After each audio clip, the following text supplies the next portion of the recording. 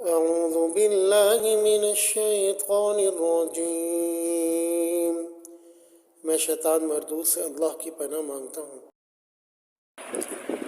بسم اللہ الرحمن الرحیم، اللہ کے نام سے شروع کرتا ہوں جو بڑا مہربان نہایت رحم کرنے والا ہے۔ قال رب اجعل لي آية قال آيتك ألا تكلم الناس 3 أيام إلا رمزا واذكر ربك كثيرا وسبح بالعشي والإبكار۔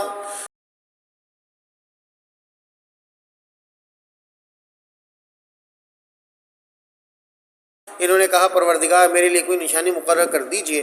اللہ نے کہا تمہاری نشانی یہ ہوگی کہ تم 3 دن تک اشاروں کے سوا کوئی بات نہیں کر سکو گے، اور اپنے رب کا کثرت سے ذکر کرتے رہو، اور ڈھلے دن کے وقت بھی اور صبح سویرے بھی اللہ کی تسبیح کیا کرو۔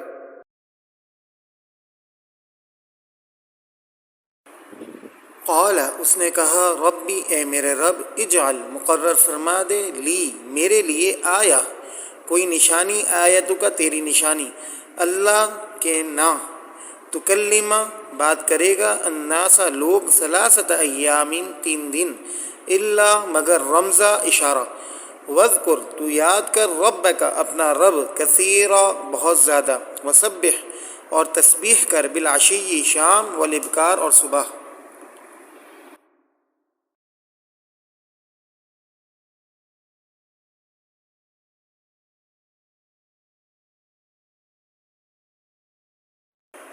حضرت زکریا علیہ السلام کا مقصد یہ تھا کہ کوئی نشانی معلوم ہو جائے جس سے یہ پتہ چل جائے کہ اب حمل قرار پا گیا ہے، تاکہ وہ اسی وقت سے شکر ادا کرنے میں لگ جائیں۔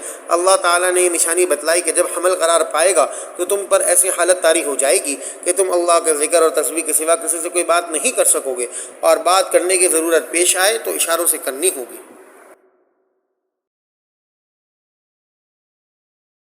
وَإِذْ قَالَتِ الْمَلَائِكَةُ يَا مَرْيَمُ إِنَّ اللَّهَ اصْطَفَاكِ وَطَهَّرَكِ وَاصْطَفَاكِ عَلَى نِسَاءِ الْعَالَمِينَ۔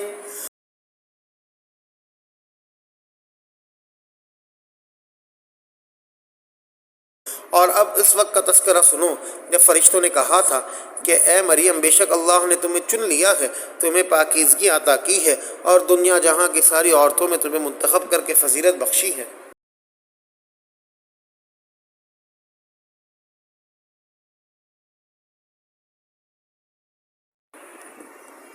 وَإِذْ اور جب قالت کہا الملائکہ فرشتہ جمع، یا مریم اے مریم، ان اللہ بے شک اللہ اصطفا کی چن لیا تجھ کو، وطہر کی اور پاک کیا تجھ کو، واصطفا کی اور برگزیدہ کیا تجھ کو، علی پر، نساء عورتیں، العالمین تمام جہان۔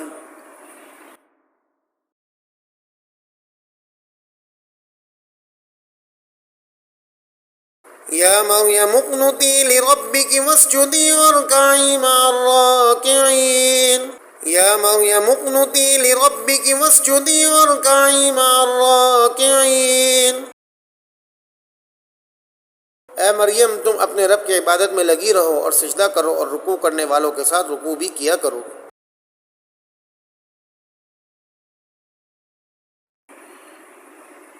یا مریم اے مریم، اقنتی تو فرما برداری کر، لربی کی اپنے رب کی، واسجدی اور سجدہ کر، ورکعی اور رکوع کر، مع ساتھ، الراکعین رکوع کرنے والے۔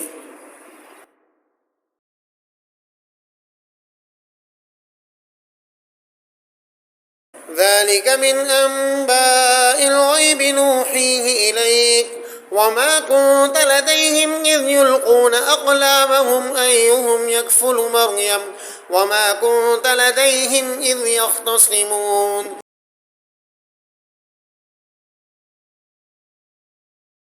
اے پیغمبر یہ سب غیب کی خبریں ہیں جو ہم وحی کے ذریعے تمہیں دے رہے ہیں، تم اس وقت ان کے پاس نہیں تھے جب وہ یہ طے کرنے کے لیے اپنے قلم ڈال رہے تھے کہ ان میں سے کون مریم کی کفالت کرے گا، اور نہ اس وقت تم ان کے پاس تھے جب وہ اس مسئلے میں ایک دوسرے سے اختلاف کر رہے تھے۔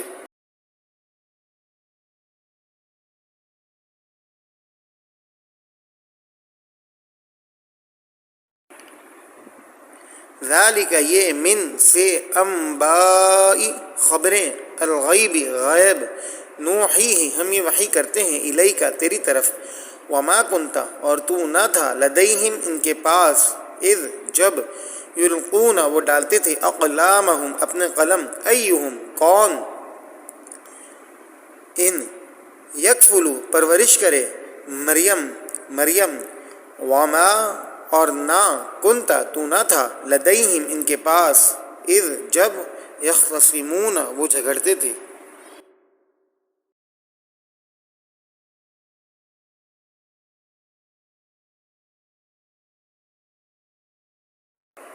جیسا کہ اوپر آیت نمبر 34 میں ذکر کیا گیا، حضرت مریم رضی اللہ تعالی عنہ کے والد کی وفات کے بعد ان کی کفالت کے بارے میں اختلاف رائے پیدا ہوا، تو اس کا فیصلہ قرآن اندازی کے ذریعے کیا گیا. اس زمانے میں قرآن قلموں کے ذریعے ڈالا جاتا تھا، اس سے یہاں قلم ڈالنے کا ذکر کیا گیا ہے.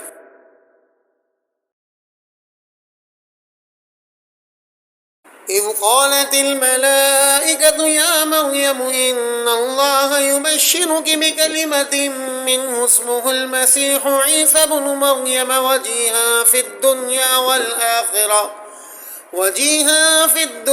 والآخرة ومن المقربين.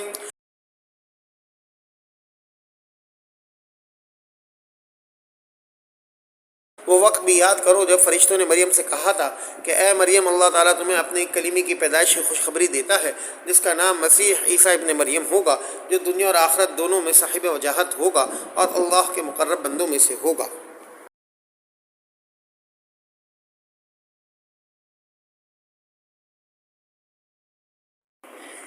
اذ جب قالت جب کہا الملائکہ فرشتے یا مریم اے مریم ان بے شک یبشرو کی تجھے بشارت دیتا ہے بکلمہ ایک کلمے کی منہ اپنے اسمہ اس کا نام المسیح مسیح عیسیٰ عیسیٰ ابن مریم وجیہن بابرو فی میں الدنیا دنیا والآخرہ اور آخرہ ومن اور سے المقربین مقرب جمع.